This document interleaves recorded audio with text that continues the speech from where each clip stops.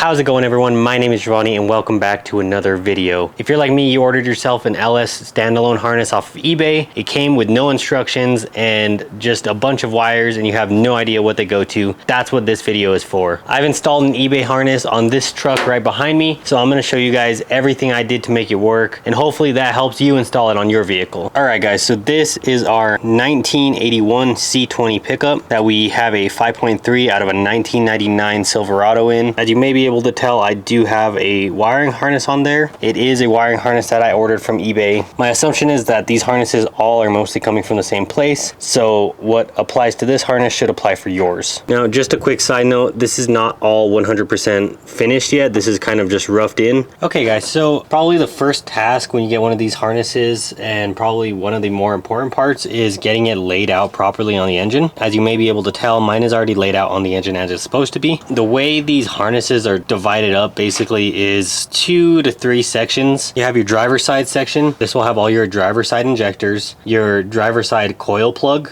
or your ignition plug, the alternator, and the throttle body. There's also going to be a O2 sensor down below and this coolant temp sensor down here on this side. And then on most, it'll also have the mass airflow sensor and the IAT sensor, minus 2 different sensors. On some, it's just one big plug. Then towards the back of the engine, we have our camshaft position sensor and then the knock sensors, if those are included. You also have one major ground on the back of the engine. Do not forget that one, because many things will not run if you don't have that plugged in. You come over to this side, we have our passenger side injectors, our passenger side ignition, and then down below towards the back, if you follow it down, you would have your crankshaft position sensor, which is a crucial sensor that's going to be right behind the starter. Then you have your starter connectors and then another oxygen sensor. And then if you have an automatic transmission, it would branch off to the automatic transmission plugs from back there. You have one big automatic transmission plug, and then you have a small TSS signal. And then obviously they all kind of conjoin into one big loom,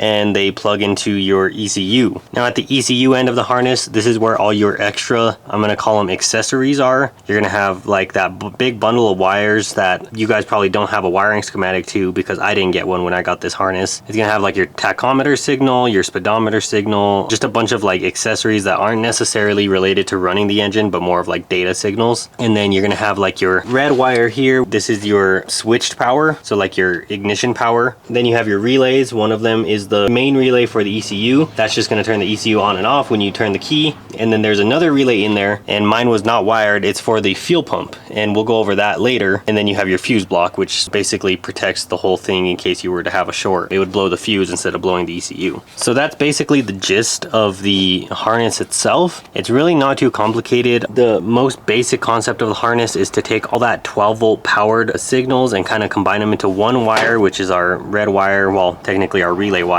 and then take all the grounds, combine them together, and that way at the end of it you have one switched wire, one constant wire, and you have all your grounds tied together, which makes it easy to just go ahead and drop a harness into a vehicle like this. And all I really needed to do was hook up one switched power, one constant power, and a ground, or 2 grounds. Now, all that is great, and if you were to have bought like a PSI harness or some kind of higher end quality harness, you would have had a nice instruction sheet with all that information in there, and it shows you step by step on how to do all this. Well, unfortunately for this harness, it didn't come with anything. I got the harness and that was basically it. I mean, it didn't even come with the screws that screw into the ECU. So obviously you get what you pay for. So if you're not kind of like the DIY type, just go ahead and spring for the PSI or the fancier harnesses that'll come with instructions and pretty much ready to go out of the box. What I am going to do is I'm going to leave a link in the description below for you guys. This is going to be an article that has all this information just in a nice tight package. It's going to be on my blog, which is on my website, and in there there's going to be the wiring diagrams for this harness. I was able to reach out to the manufacturer of the harness that I got this from, and they sent me the schematic that they use to build the harnesses, but it has all the information on what color wires go where and whatnot on that little accessory wire bundle. So that's kind of like the biggest issue with this harness, is that we don't know where anything goes. And well, to be honest, that's why I'm creating this video. I've already done all the hard work. All you guys have to do is copy me. We're gonna break this down into a couple steps, right? So first thing you want to do is lay out your harness over the engine as it should be. Make sure it's not in the way, make sure it's not touching exhaust or anything like that. Get it all kind of laid out, and I'm in the stage of what I'm calling like a rough-in right now.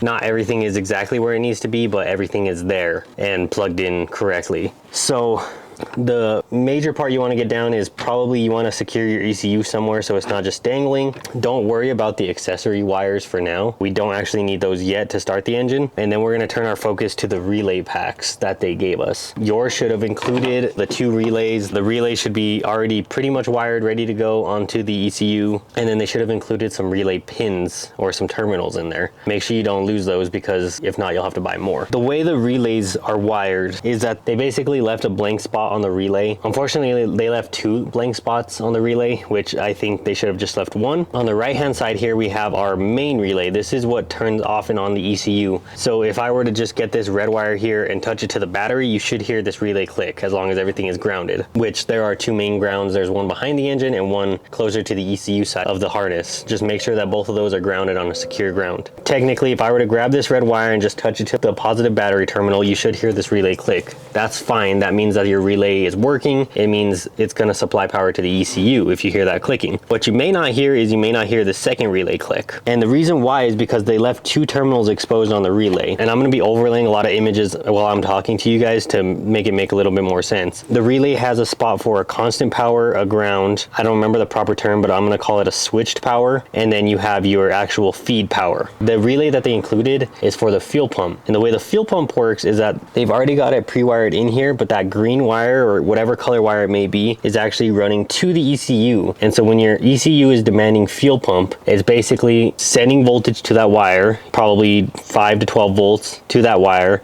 And then that wire is what's going to tell your relay, hey, click on the fuel pump and send that full 12 volt power all the way to the fuel pump. In a nutshell, that's how it's working. So what they've done here is they've wired in the signal power, right, from the ECU, and they've wired in the ground. And what we need to do on our side is we need to wire in our power, 12 volt constant power, and then we need to wire our feed that goes to our fuel pump. So what I did here, as you can see, I went ahead and just used the 12 volt power that they already had going to this other relay, and I don't remember what pin that is, but I'll include it right here. I wired that into, I just basically teed it off. So I cut it, soldered it, teed it off, and wired it to the same terminal on the other relay. So that way, as long as my ECU is getting power, my fuel pump is getting power. I don't know why they didn't do this for us from the wiring manufacturer, but whatever. Then what we do is we grab one of those terminals that we had, and I just wired it to this, I think this is 16, 14 gauge red wire, and I'm running that all the way down to my fuel pump, and that goes on this terminal. So with that, what's gonna happen is we turn our key to our ECU, it turns both these relays on, and if the ECU so pleases, it will send signal to this green wire to tell the fuel pump, hey, go ahead and turn on, and this wire gets wired directly to our fuel pump, the positive wire on the fuel pump, and that's what runs the fuel pump. The biggest takeaway from all this is that you want clean power for all of this. Make sure that you're getting full 12 volts running to these circuits, or else your fuel pump may not be running at optimal condition or not running at all. This may not be the best shot in the world for you guys, but basically what I'm trying to get to is in your harness, there is 2 wires with ring terminals. They're both red on mine, and I can't remember what they say. Honestly, it doesn't even matter because it was barely even in English. So you guys can maybe see them down there. It's that little red blur right in the center of the screen. Those 2 wires are going to just get put on the starter lug in the same spot where your battery goes. So it's basically the main power starter lug for your vehicle. So they're going to share the same lug with your battery cable. Once you have that, that's your constant power for your harness. Okay, that's going to supply the constant power for the ECU and your relays and all that, yada yada yada. My point is, make sure that those 2 are hooked up on the positive terminal of the starter. Okay, then after that you have your grounds. There is 1 ground close to the ECU. Mine is right here. I just went ahead and grounded it close to the ECU, and then you have 1 other ground that's going to end up right by your camshaft position sensor, anywhere behind the engine. There's a couple extra bolts there. You can use like a bell housing bolt. There's some areas in the back of the engine behind the heads. Just ground it to somewhere on the engine. Make sure you do that, because without that, like, your injectors probably won't run, your coils won't spark. Just make sure it's grounded. And so with all that, that completes our ECU circuit. Now, obviously, I don't know what kind of vehicle you guys are swapping into. This one, for example, is an older Chevy truck. You're gonna have to kind of figure out the wiring to the starter. Hopefully it's something simple. For example, on most older vehicles, it's going to be just a single wire going to the starter solenoid, and when you turn the key, that's what sends the signal to the starter to start. So as long as you have your battery positive running to the starter and you have some kind of mechanism from the key going to the starter solenoid, you should be able to crank the starter. The LS engine doesn't really care about your starter having some kind of like signal data or anything like that. Once the engine starts cranking, your ECU's on, your spark plugs are firing, it's gonna start. It really doesn't care that the key's on or off. So figure that all out first. Make sure that even without the ECU or anything, you should be able to turn your ignition key and you should be able to crank the starter by itself, nothing else plugged in. So now that that's all connected, you should in theory be able to put some fuel in, make sure all your spark plugs are connected and all that, and crank the engine. It probably will pop off as long as you've programmed your ECU to remove vats and all that stuff. So with some caveats, you should be able to start the engine at that point. So now that we're here, I did want to point out one thing, okay? I have the camera zoomed into our injector plugs. Now, if you haven't purchased your harness yet, I want you to be very careful with your selection. LS engines throughout the years, whether it be Vortec or LS, came with different style of injectors. And as you can see, for me, I had to end up getting injector connector adapters to be able to make it work. So what I'm going to do here is I will make another short video on the different styles of injectors and just leave a link down below. You can go watch that video, learn which style you have, and that way you'll know which ones you need to order. If all else fails and you're like me and you order the wrong one or they sent you the wrong one, there is still adapters, so you'll be able to understand which one you need to adapt to which one. All right, so now let's talk about some troubleshooting. Obviously, I can't run through every single scenario that you might encounter while doing this, but I did run into some issues myself. So I'll talk about a few scenarios, and then hopefully if you guys have another issue, leave them down in the comments below and maybe me or someone else would be able to help you. Let's go through a cranks but no start condition. And there's a couple different variations of this. So the first and most common one is gonna be you're gonna crank the engine over, it's gonna sound like it starts, it's gonna like pop off for like a second, and then it's gonna immediately die. This one is most likely linked to VATS, and what VATS is the vehicle anti-theft system. It's just a program within the ECU, and since the ECU is pulled out of an existing vehicle and doesn't see or recognize the body control module, it freaks out and creates a no start condition. If you're having this issue, if you're tuning the ECU yourself, verify, make sure that VATS is turned off, it's not active, rewrite your tune. If you have someone else doing the tune for you, contact them, make sure that they turn off VATS. If you have to, send it back out or whatever to get VATS disabled. It's crucial, your engine will never run if VATS is on there. The next condition is also a no start condition, but it's going to be a cranks but doesn't start. There's a few different scenarios I'd like to run through on this. So the first one, you're gonna check to just make sure that everything is connected.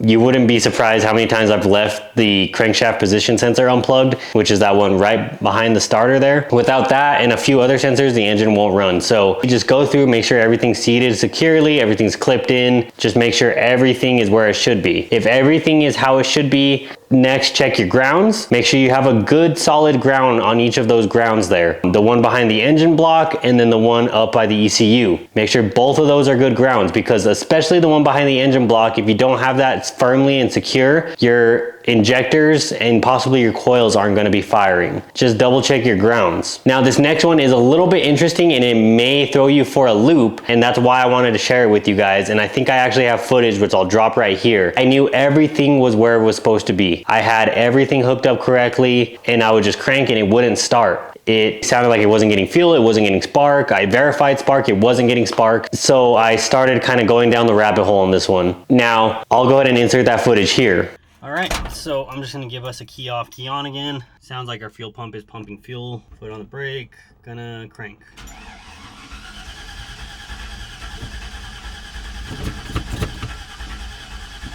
So I'm gonna go ahead and just assume that we're not getting any injector fire. All right guys, so we're just troubleshooting our no start condition. Our multimeter right there, that's hooked up to our same wire that hooks up to the ECU, and that's what turns the ECU on and off. First thing right off the bat is you'll notice right away, it's only sitting at 10 volts, which is not supposed to be. It should be sitting at 12. But our second issue is, this is just something I thought of, is that when I crank the key, I have a feeling it's gonna drop down to 0.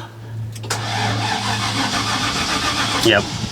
So that's our no start right there. Basically, when we crank it, we have no spark because we have no voltage going to our coil packs. All I need to do is find the right plug. It should be the one that used to go to the HEI distributor. I just have to find that plug and then hook it up to this and it should crank.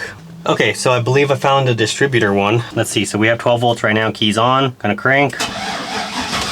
It drops down to 9, but that's fine. That's plenty for cranking. So I believe this is gonna be the plug we're gonna use. So let's go take that apart and use this now. And so as you can see, it was something as simple as using the wrong input on my ECU 12 volt power feed. Now, some 12 volt powers are on all the time, some are switched, some are only on when you're not cranking the vehicle. It just so happened that I had pulled a wire, I had done it with the test light, I had tested it, but I had never tried cranking it and seeing if the test light stayed on. So when I temporarily wrapped this wire around my ECU power wire, it was working, all my relays were turned on, everything, but what I didn't notice is that when I would crank the vehicle, it was actually cutting voltage. So I basically had no ECU when I was cranking the vehicle. So that's just one that kind of threw me for a loop, and it's something to look out for. If you guys are doing an older GM vehicle, and I believe even, you know, older Ford vehicles, basically anything carbureted or that had a distributor, use the wire that came off of the distributor, that powers the distributor, because that one will always have power while cranking, because that's how the distributor worked.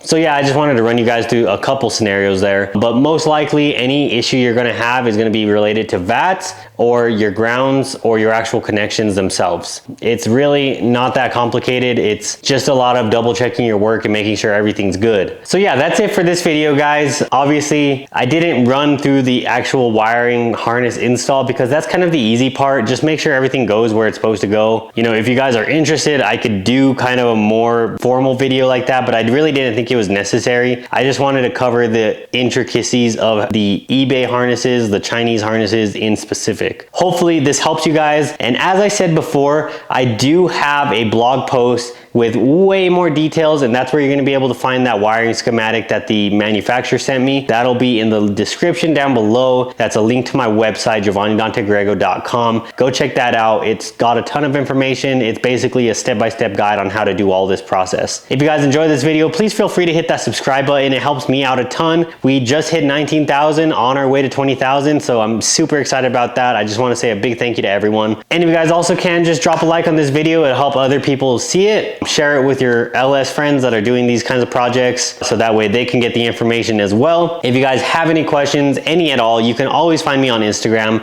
at Jovani Dante. You can also follow me on Facebook, facebook.com/Jovani Dante Griego. I'm on TikTok now at Jovani Dante Griego. And yeah, that's about it. I will see you guys in the next video, and be safe out there.